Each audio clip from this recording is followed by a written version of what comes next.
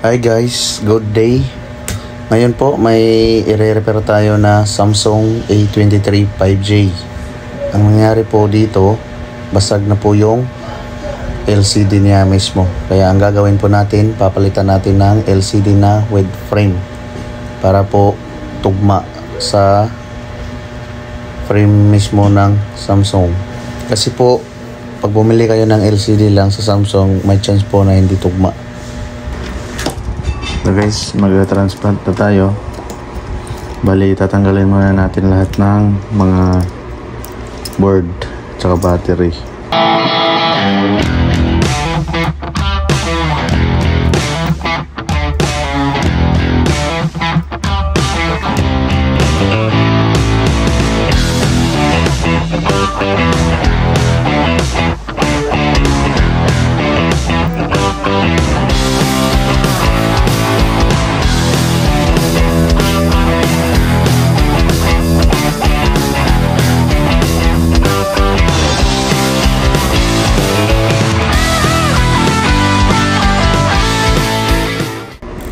Dali lang oh.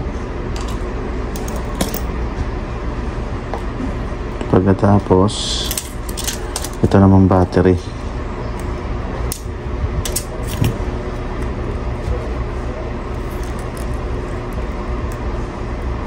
Pagtatanggal ng battery guys, matigas pa to eh, kasi may adhesive pen sa ilalim eh. Kailangan mo ng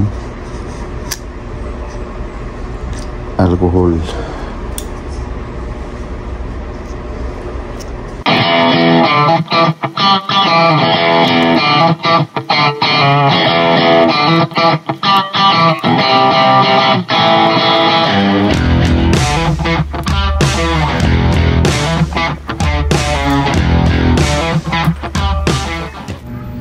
Ayan guys, natanggal na po natin yung battery ngayon.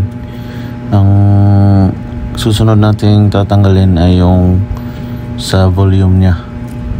Ayan po, nakakabit pa dito sa old na frame. Ayan o. Yun po yung tatanggalin natin at ililipat po natin yun sa kabila. Kaya let's go. Tanggalan natin lahat ng mga components dito sa kabila. Ayun, sa sira. Nalipat na natin dito sa kabila. Kaya ngayon, ibabalik na natin yung board tsaka battery. Ito po yung board.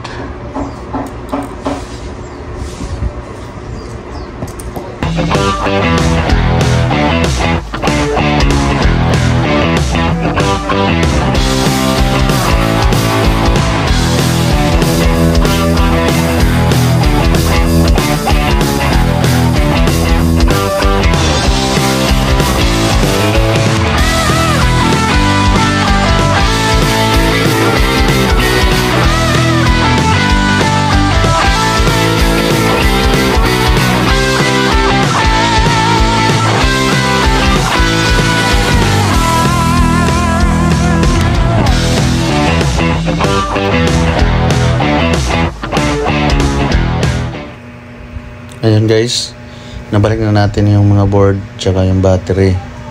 Ang gagawin na lang po natin, ibabalik yung cover sa likod para matesting po natin kung mag-on ba yung nabili nating LCD na with frame.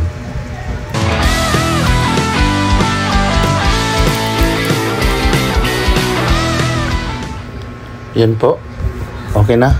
I-switch on na po natin yung unit. At yun, nakikita nyo naman na gumagana naman yung nabili natin. Tingnan nyo naman, napaka ayos din talaga pag with frame yung binili mo. At as you can see guys, tingnan nyo naman yung gilid, napaka linis tingnan at parang bago-bago ulit yung unit. Hindi gaya ng pag bumili ka ng LCD lang, ang sama kasi minsan hindi tugma sa frame ng mismong original na Samsung na unit na to. Ayan, check natin yung mga keypad niya, okay naman. At ganun lang po talaga mag-repair ng LCD. lalo na pag Samsung, kailangan dapat talaga may frame ang bibilhin nyo mga master. para solid. At sa mga bago dyan sa ating channel, please click the bell button dyan para lagi kayong updated sa mga videos natin. At paki-like na lang po and subscribe sa channel natin. Maraming salamat dyan mga master.